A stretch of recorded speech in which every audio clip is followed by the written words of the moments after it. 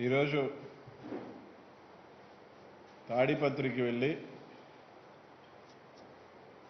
ఏదైతే లోకేష్ బాబు గారు కానీ నిన్న రాత్రి చంద్రబాబు నాయుడు గారు కాగడాల ప్రదర్శనలో కానీ గత 2 రోజుల నుంచి వాళ్ళు చేస్తున్న డ్రామాలు కానీ అన్నీ కూడా చూస్తూ ఉంటే ఈరోజు లోకేష్ గారు మాట్లాడారు. మీరు 2 లక్షల కోట్లు మేము దోపిడీ చేశామని చెప్పారు. 6 రూపాయలు కూడా మీరు పట్టుకోలేకపోయారు. మేము వచ్చేస్తున్నాం, వడ్డీతో సహా చెల్లిస్తాం అని తాడిపత్రిలో తోడగొట్టడం, బీరాలు పడటం అంతా కూడా ఆయన మాట్లాడారు. ఒకటి అడుగుతా ఉన్నాం, ఎక్కడికి వచ్చేది మీరు? ఎవరు వడ్డీ చెల్లిస్తారని అడుగుతా ఉన్నాం. పట్టుమని 3 నెలల నుంచి కనీసం కరోనా దెబ్బకి హైదరాబాద్లో ఇళ్లలో దాంకొని కనీసం బయటికి రాలేని నువ్వు ఎక్కడికి వచ్చేది? కనీసం ఈ రాష్ట్రాల్లో కనీసం ఉండలేక భయపడి దాంకున్నావు 3 నెలల పాటు. కనీసం ఈ రాష్ట్రాన్ని ప్రజలకి ఎలా ఉన్నారు ఈయన పట్టించుకోలేదు. నువ్వు వస్తాడంట, ఈయన వచ్చి వడ్డీలతో సహా చెల్లిస్తాడంట. నువ్వు యాడికి వచ్చేది లేదు, ఎవరు వడ్డీ చెల్లించేది లేదని చెప్పి ఈరోజు తెలియజేస్తాను. ఆయన మాట్లాడుతూ ఈరోజు ఒకటి అడుగుతా ఉన్నాం మేము చంద్రబాబు నాయుడు గారిని కూడా. గతంలో మేము ఒక పుస్తకం వేసాం, ఎంపరర్ ఆఫ్ కరప్షన్ అని పుస్తకం వేస్తే అనేక వాటిల్లో సెక్రటేరియట్లో రాజధానిలో 11,000 కట్టాడు సెక్రటేరియట్ కడితే లీకులు, సాగునీటి ప్రాజెక్టుల్లో దోపిడీ, ఇసుకలో దోపిడీ, సదావర్తి భూమిలో దోపిడీ, కానుకల్లో చంద్రన్న కానుకల్లో దోపిడీ, ఫైబర్ గ్రిడ్లో దోపిడీ, ల్యాండ్ స్కామ్, విశాఖలో ల్యాండ్ స్కాము, క్యాపిటల్ పేరుతో ల్యాండ్ స్కాము, అనేక స్కాములు చేసి స్కీముల్ని స్కాములుగా మార్చేసిన నీవు ఆ రోజు నిజంగా చిత్తశుద్ధి ఉంటే ఆ రోజు నువ్వు విచారణకు వెళ్ళి నీ చిత్తశుద్ధి నిరూపించుకోవాలా. ఆ రోజు జగన్మోహన్ రెడ్డి గారు అధికారంలో రాకముందు ఏదైతే చెప్పాడో వీటిలన్నిటి మీద విచారణ చేయిస్తాను, అవినీతి చేసిన వాళ్ళందరూ కూడా ఎవరిని కూడా వదిలిపెట్టేది లేదని చెప్పి మేము ఆ రోజు ఎన్నికలకు వెళ్ళాం. ఎన్నికలకు వెళ్ళిన జగన్మోహన్ రెడ్డి గారు ఆ రోజు నుంచి ఏదైతే ఇవన్నీ కూడా ఈరోజు తీస్తూ ఉంటే ఈరోజు ప్రతి ఒక్క దగ్గర చూసండి మీ అవినీతి సామ్రాజ్యం బయటకు వస్తూ ఉంటే మొన్నటిదాకా ఏం మాట్లాడారు? సంవత్సరం అయింది ఏమీ పీకలేకపోయారు అని అన్నారు. ఈరోజు అన్ని ఎంక్వైరీలు అన్నీ వేసుకుని బయటకు వస్తుంటే ఈరోజు ఒకటే అడుగుతా ఉన్నాం, ఈరోజు దాదాపు ఎవరైనా ఈరోజు నిన్న అరెస్ట్ అయింది? ఒక ఆయన చూస్తే కార్మికుల మందుల్లో 151 కోట్ల రూపాయలు స్కామ్ చేసిన ఆయన ఒక ఆయన. రెండో ఆయన చూస్తే దాదాపు 150 పైకి చీలిక బస్సులు నకిలీ సర్టిఫికేట్స్ పెట్టి, నకిలీ పేపర్స్ పెట్టి ఎంతోమంది ఈరోజు ప్రాణాలు బలిగొన్న వ్యక్తి ఒకవైపు. వీరిద్దరూ మహానుభావులా? వీళ్ళిద్దరు సత్య హరిశ్చంద్రులా? ఒక ఆయన ఒక స్కాము, ఒక ఆయన ఒక నకిలీ. ఏమన్నా అంటే ఎక్కువ రోజులు మా జేసీ ప్రభాకర్ రెడ్డి గారు ఎన్నో సంవత్సరాల నుంచి వ్యాపారం చేస్తున్నాడు. అవును, నీలాంటి వాళ్ళని అడ్డం పెట్టుకొని, నీలాంటి ప్రభుత్వాలను అడ్డం పెట్టుకొని ఇలా విధంగా దోపిడీగా అక్రమాలు చేస్తుంటే మీరు అండగా ఉన్నారు. ఎంతో మంది ప్రాణాలు ఇలాంటి ఇల్లీగల్ బస్సులు నడపడం వల్ల ప్రాణాలు బలికొంటే వాళ్ళని ఈరోజు మీరు ఇప్పటిదాకా కాపాడుతూ ఉంటే వాళ్ళన్నీ వెతికి బయటికి తీసుకెళ్ళి ఈరోజు వాళ్ళని అరెస్ట్ చేస్తే వాళ్ళకే మీరు అండగా ఉండేదని మాట్లాడుతూ ఉన్నాం. ఈరోజు దేనికైనా అయితే ఏ అక్రమాలు అవినీతి అంటే ఈరోజు అడుగుతూ ఉన్నాం. అంటే బీసీలకి కానీ అగ్రవర్ణాలకు కానీ సెపరేట్ చట్టాలు ఉన్నాయా? లేదు.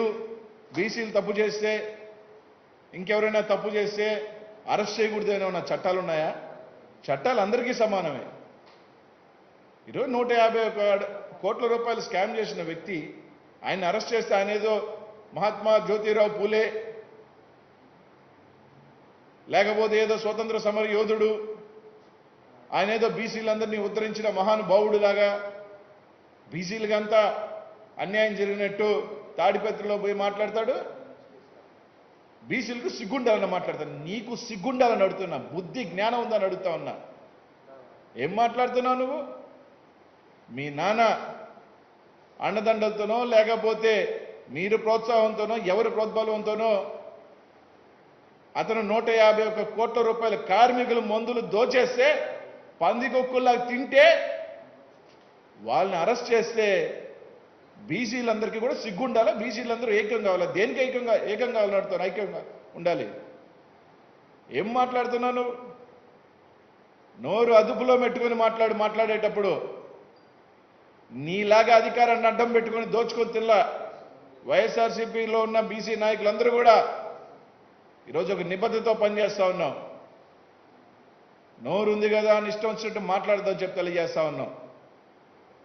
ఈరోజు మాట్లాడతాడు, వయసుకు తగ్గట్టు మాట్లాడేటప్పుడు మీ పార్టీ వాళ్ళే మాట్లాడుతూ ఉన్నారు, మా ఆయనకి కొంచెం బుద్ధి తక్కువ అని, ఇది తక్కువ వయసు పెరిగిందే కదని. తాతని తండ్రుల్ని చూశాడంటే ఈయన జగన్మోహన్ రెడ్డి గారి తాతని తండ్రులతో కూడా చూశాను నేను అని మాట్లాడతాడు. రాజారెడ్డి గారితో ఏం చూసుంటావు? చెడ్డీలు వేసుకొని తిరుగుతూనే ఉంటావు, ముక్కులోంచి చీవుడు గారితో నువ్వు చీవుడు గార్చుకుంటా చెడ్డీలు వేసుకొని తిరుగుతూనే ఉంటావు. నువ్వు మాట్లాడతావా వాళ్ళ తాతల గురించి, వాళ్ళ తండ్రుల గురించి? సవాల్ విసరటం, తర్వాత పోయి ఇంట్లో పోయి దానుకోవటం. సవాల్ విసిరే వరకే నా పని, సమాధానాలు చెప్పేది నా పని కాదు, అది మా నాయన చూసుకుంటాడు. మాట్లాడేటప్పుడు ఇంక మీ చంద్రబాబు నాయుడు గారు అయితే వాళ్ళకి అర్థమైపోయింది, ఇంకా కనుచూపు మరిలో మనకి ఇంక అధికారం వచ్చేది లేదు. ఒక్కొక్కటి బయటికి తోడుతా ఉన్నారు, ఒక్కొక్క స్కామ్ బయటికి పోస్తూ ఉంది. మొత్తం ఎవరెవరు ఎంతమందికి బయట వెళ్తారో అర్థం కాని పరిస్థితిలో ఉంది. నా పార్టీ ఉంటుందా ఊడుతుందా? ఒక పక్క చూస్తే పార్టీ అంతా వైసీపీకో, కొంతమంది బీజేపీకి సర్దేస్తున్నారు, కొంతమంది శ్రీకృష్ణ జన్మస్థానానికి సర్దుకోపోతా ఉన్నారు. ఇంకేముంది ఈ పార్టీ అని ఒక ఫ్రస్ట్రేషన్లో నిన్న చూసాం. కాగడాలు పట్టుకుని ఆయన కాగడాలు పట్టుకొని చేస్తుంటే పక్కన ఉమా గారు ఒక నినాదం చేస్తూ ఉన్నారు, అవినీతి పరులు అన్నిటి కానీ, అవినీతి కానీ అక్రమాలు అన్నిటి మీద విచారణ జరపాలి అని. మేం చేస్తుంది ఏంది? అదే పని కదా. అక్రమాలు చేసే వాళ్ళని, అవినీతి చేసిన వాళ్ళందరినీ కూడా మొత్తం విచారణ జరిపి లోపలేస్తామంటే మాత్రం కాగడాలు. దేనికి కాగడాలు పట్టుకోవటం? ఆ పని మేము చేస్తున్నాం. జగన్మోహన్ రెడ్డి గారు ఆ పనిలో ఉన్నాడు. ఇప్పుడు 2 ఇంకా చాలా ఉన్నాయి వికెట్లు. చేసిన అక్రమాలు, చేసిన చిట్టాలు, స్కాములుగా మార్చే వాళ్ళందరూ కూడా రెడీగా ఉండాలి. మీకెందుకు? అదే పని జగన్మోహన్ రెడ్డి గారు చేస్తా ఉంటే దానికి ఎందుకు కాగడాలు పట్టుకోవటం? దానికి ఏమన్నా తీసుకుంటే బీసీ కార్డు తీసుకొచ్చేస్తారు. అంటే వీళ్ళొక్కటే మాత్రం, వీళ్ళ పార్టీలో మాత్రం బీసీలు కానీ ఎవరైనా వీళ్ళు. ఈరోజు ఒకటి అడుగుతా ఉన్నాం చంద్రబాబు నాయుడు గారిని కానీ ఆయన సుపుత్రుని కానీ. నేను స్టాన్ఫోర్డ్లో చదివాను అంటాడు ఆయన సుపుత్రుడు. నేను స్టాన్ఫోర్డ్లో చదివాను, మా మీద అక్రమ కేసు ఏం పిక్కుంటారో పిక్కుండంట. ఏం మాట్లాడాయి? ఎస్, మీ మీద ఒక కేసుకు వస్తే మీరు అవినీతి చేయకపోయి ఉంటే, మీరు అక్రమాలకు పాల్పడకుండా ఉండుంటే ఎస్ మేము జ్యుడిషియల్ ముందు నిలబడతాం, మేము ఫేస్ చేస్తాం, మేము ధైర్యంగా ముందుకు రండి. అది వదిలేసి ఏం పీక్కుంటారో పీక్కోండి, వడ్డీతో చెల్లిస్తావు. ఏది నువ్వు చెల్లించేది? ఏడకి అసలు నువ్వు వచ్చేదని అడుగుతా ఉన్నాను. ఏమన్నా మాట్లాడితే చెప్పకూడదు అని మాట్లాడతాడు. ఎక్కువ మాట్లాడుతున్నాడు ఆయన. తదాస్తు దేవతలు ఉంటారు, మళ్ళీ తదాస్తు అన్నారంటే మళ్ళీ తమరికి అదే వసద్ది.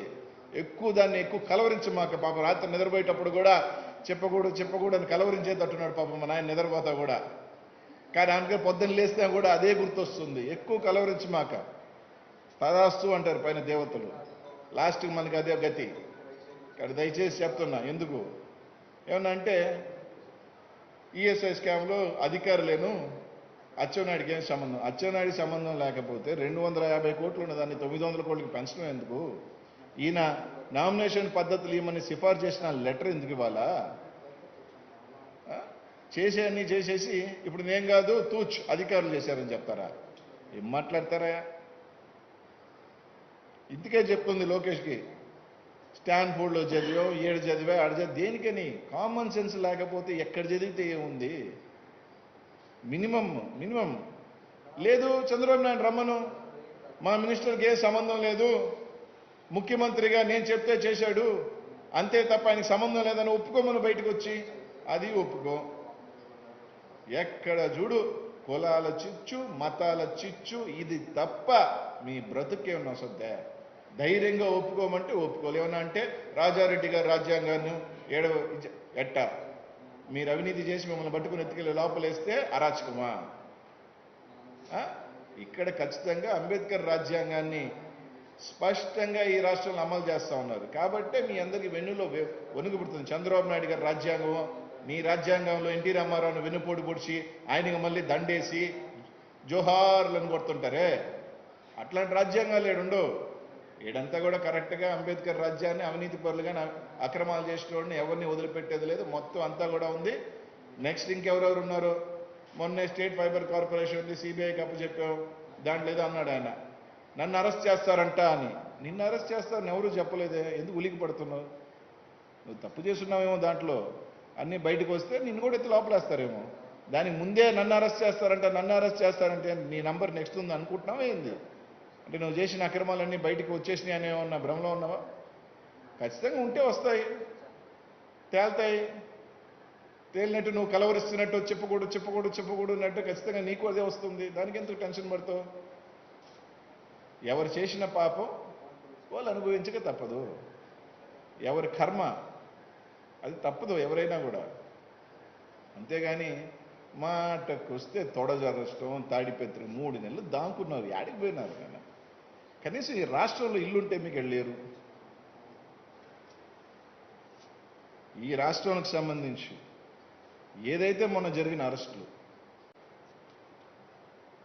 అచ్చెన్నాయుడు గారు కానీ, జేసీ ప్రభాకర్ రెడ్డి గారు కానీ, ఒక పక్క కార్మికుల మందులు, ఒక పక్క చూస్తే 150 పైచీలక నకిలీ సర్టిఫికెట్లు స్పష్టంగా మా మంత్రి గారు పేరు నాని గారు దానికి సంబంధించి పూర్తి వివరాలతో అది ప్రెస్ ముందు చెప్తే, ఈరోజు ఒక్కటే స్పష్టంగా చెప్తున్నాం, ఒప్పుకోండి, ధైర్యంగా ముందు వచ్చి ఎస్ మేము విచారణకి మేము సిద్ధం, మేము ఎక్కడా తప్పు చేయలేదని ధైర్యంగా రండి. దానికి ఎందుకు అది వదిలేసి బీసీలు, ఎస్సీలు, ఎస్టీలని, మైనారిటీలని, మతాలు, కులాలు చిట్టుబడి ఏం బుద్ధుందా మీకు? ఏమన్నా అంటే వైసీపీ కాంగ్రెస్లో బీసీలకు సిగ్గుందా? ఏదేదో మాట్లాడతాడు. ఇంకొకసారి చెప్తా ఉన్నాం, ఒకవేళ నీ పార్టీలో ఏమన్నా బీసీలు ఏమన్నా చేతగానాల్లో, ఎస్సీలు చేతగానాల్లో అని నువ్వు ఫీల్ అయ్యి అదేలాగా అందరి దగ్గర ఉంటారని మాత్రం అనుకోవద్దు. నీ పార్టీలో ఎవరన్నా నువ్వు అనుకుంటున్నావేమో మా వాళ్ళు కాబట్టి అందరినీ మేము ఇట్ట అంటాం, మేము ఎవరినైనా అంటాం, ఇతర పార్టీల వాళ్ళని అంటాం, మామూలుగా ఉన్న వాళ్ళని అంటాం అని అంటే మాత్రం ఎవడు ఊరుకునే వాళ్ళు ఇక్కడ ఎవరు సిద్ధంగా లేరు. ఒకవేళ అచ్చెన్నాయుడు పోయి ఉంటే, ఒకవేళ మీ నాయన కానీ చేసి ఉంటే, ఆ పాపాలు ఏమైనా చేయించుంటే బయటకు వచ్చి చెప్పమను. అదే బీసీ మంత్రిని నేనే బలి చేశాను, నేను చెప్తే గాయత్రి సిఫార్సు ఇచ్చాడు, ఒప్పుకోమను. పాపం ఆ విధంగా ఆయన ఒక బీసీ మంత్రి బతుకుతాడు. కాబట్టి ఎవరు ఏమి చేశారో అదే రిటర్న్ వస్తుంది. అంతేగాని చేయని పాప చాలామంది ఉన్నారు మీ దాంట్లో, కొంతమంది చేయలే, వాళ్ళని వదిలేశారు. ఎవరు చేశాడు, తప్పు చేశాడు, వాడే కదా దొరుకుతాడు. కాబట్టి ఇట్లాంటి తోడజరష్టాలు, నాకు తోడ పెద్దది, సౌండ్ ఎక్కువ వస్తుంది అనే తోడజరష్టాలు, ఏం పీక్కుంటారో పీక్కోండి, వడ్డీతో చెల్లిస్తాం, ఇట్లాంటి అనవసరం ప్రగల్భాలు ఎందుకని? మీకన్నా ఎక్కువ సౌండ్ ఇవ్వగలుగుతాం మేము. ఇంకా మేమే అధికారంలో ఉన్నాం, ఇంకా మేమే తెలుగుదేశం పార్టీయే, మీ నాయనే ముఖ్యమంత్రి, నువ్వు ఏదో యువరాజేనే, ఇంకా ఎందుకు నాయన ఫీలింగ్ మీకు? అయిపోయింది, ప్రజలు తిరస్కరించారు, ఇంకా కనుచూపు మెరుగులో మీరు లేరు. అది మీ నాయనకి అర్థమైంది, ఫ్రస్ట్రేషన్లో ఉన్నాడు. నీకు అది ఇంకా అర్థం కాల, నీకు కూడా అర్థమయ్యే టైంకి నాది ఇంకా ఉండవు. ఎందుకు? జగన్మోహన్ రెడ్డి గారు ఈ రాష్ట్రంలో అనేక సంక్షేమ పథకాలతో ప్రజల మన్ననలు పొంది ఉన్నాడు. కాబట్టి ఇంకొకసారి ఇట్లాంటి రెచ్చగొట్టే పనులు కానీ, తొడజరిచే పనులు కానీ, సవాల్ విసిరే పనులు కానీ దయచేసి మానుకోమని చెప్పి తెలియజేస్తాం. అంతకన్నా ఎక్కువ సవాల్ ఇవ్వగలుగుతాం, అంతకన్నా ఎక్కువ సౌండ్ ఇవ్వగలుగుతాం, అంతకన్నా ఎక్కువ వార్నింగ్లు కూడా మేము ఇవ్వగలుగుతాం. మాకు ఈ లేక కాదు. ఏమన్నా అంటే చేసే అరాచకాలంతా మీరు, దాన్ని తీసుకొచ్చి పావేది మాకా? అరాచకాలు, అక్రమాలు, అవినీతులు గత 5 సంవత్సరాలు ఈ రాష్ట్రాన్ని ఎన్ని రకాలుగా భ్రష్టు పట్టించి ఈరోజు దాన్ని తీసుకొచ్చి మాకు వండుతారని అడుగుతాను. కాబట్టి మాట్లాడేటప్పుడు నోరు అదుపులో పెట్టుకొని మీరు మాట్లాడితే మేము మాట్లాడతాం. అంతేగాని బయటకు వచ్చి మళ్ళీ మమ్మల్ని రౌడీ మంత్రులు, గుండా మంత్రులు ఇదొకటి ఎత్తుకుంటారు మేము గట్టిగా మాట్లాడితే. రౌడీ మంత్రులు నోరేసుకునేటంటే అట్టు మాట్లాడుతున్నారు. వీళ్ళేదో పెద్ద సత్య హరిశ్చంద్రులకి పేటెంట్ రైట్లు. కాబట్టి ఇంకొకసారి బీసీలకు సిగ్గుందా అని కానీ మాట్లాడితే ఇంకా చాలా మాట్లాడాల్సి వస్తుందని చెప్పి తెలియజేస్తుంది.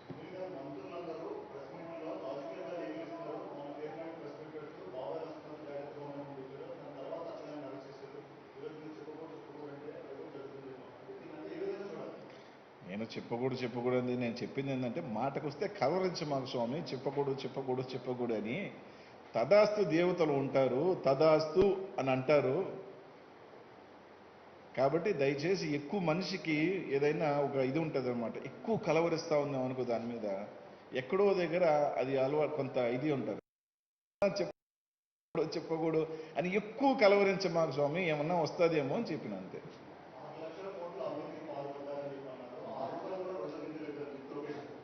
ఇప్పుడు 6 లక్షల కోట్లు అన్నారు, అదన్నారు, ఇదన్నారు, ఏం పీకలేకపోయారని మాట్లాడారు. ఓకే, ఇవన్నీ కూడా టైం పడతాయి కాబట్టి ఎంక్వైరీలు విజిల్ అన్నీ కూడా చేయాలని స్టార్ట్ అయింది. 150 కోట్లు ఆయన దొరికాడు. ఇప్పుడు స్టేట్ ఫైబర్ కార్పొరేషన్లో కొంత సిబిఐకి పంపించాం, చంద్రన్న కానుకలో కొంత సిబిఐకి పంపించాం, క్యాపిటల్ రీజియన్ చేస్తాను, ఇవన్నీ చేస్తాను. స్టార్ట్ అయింది కదా. స్టార్ట్ అయినప్పుడు ఒక్కొక్కటి బయటకు వస్తుంది. ఏమి దాదాపు ఇప్పుడు రివర్స్ టెండరింగ్లో 2000 కోట్లు మేము వదిలేసి ఉంటాయి, దొబ్బేసి ఉంటారుగా. ఎన్ని ఒక్కొక్కటిగా ఒకటి బయటికి రాగానే ఉలిక్కి పడిపోతున్నారు. ఉలికి పోయి గిజగిజగా వణుక్కొని దానికి కులాలు మతాలు చిచ్చులు పెట్టి స్టార్ట్ చేశారు. దీనికి సంబంధం అసలు బీసీలకి ఏం సంబంధమే? మీలో ఒకడు అవినీతి చేసి దానికి బీసీలంతా ఇది చేసినట్ట ఏమి సంబంధం? బీసీలు ఎక్కడో లేని సంబంధం లేని వ్యక్తులు తీసుకురావటం, అంటగట్టడం, ఏమి కర్మ ఇది?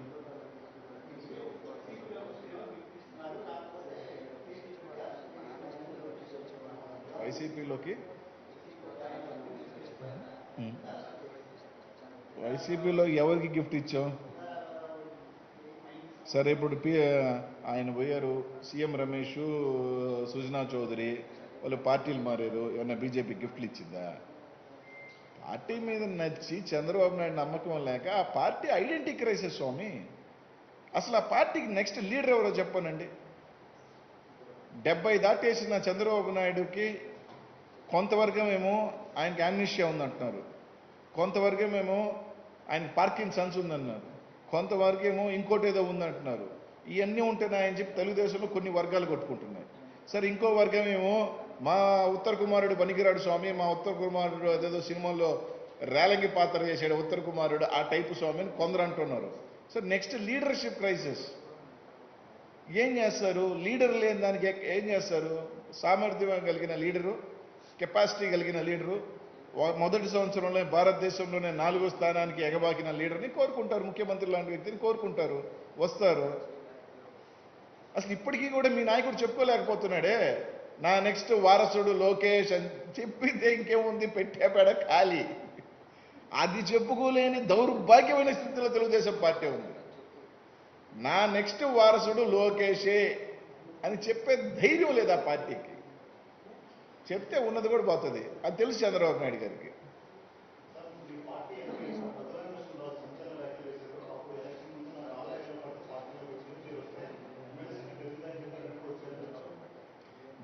రాష్ట్రంలో హిస్టరీ క్రియేటెడ్ ఈ ఎలక్షన్ అనేది హిస్టరీ.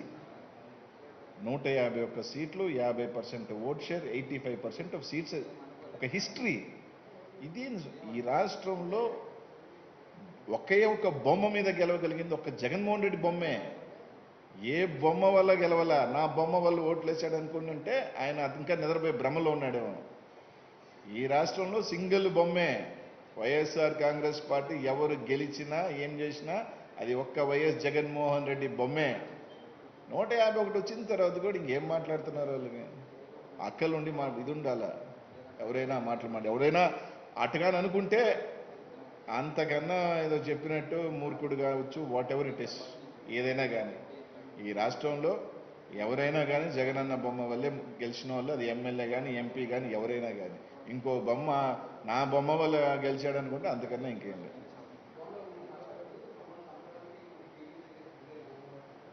ఎవరిని చంపడానికి?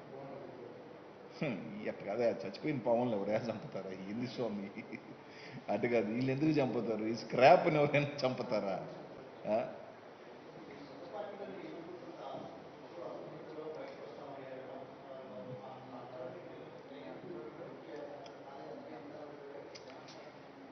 ఒక పెద్ద కుటుంబంలో చిన్న చిన్నవి వస్తుంటాయి రాకుండా ఎందుకు ఉంటాయి ఒకటి అలా వస్తుంటాయి దానికి ఏమవుతుంది చెప్పు ఒకటి అలా స్మాల్ స్మాల్ హిక్కప్స్ ఉంటాయి అంతే అవన్నీ కూడా పెద్ద దీంట్లో ఒక చిన్న అంతే అంతే విషయం అంతే కదనా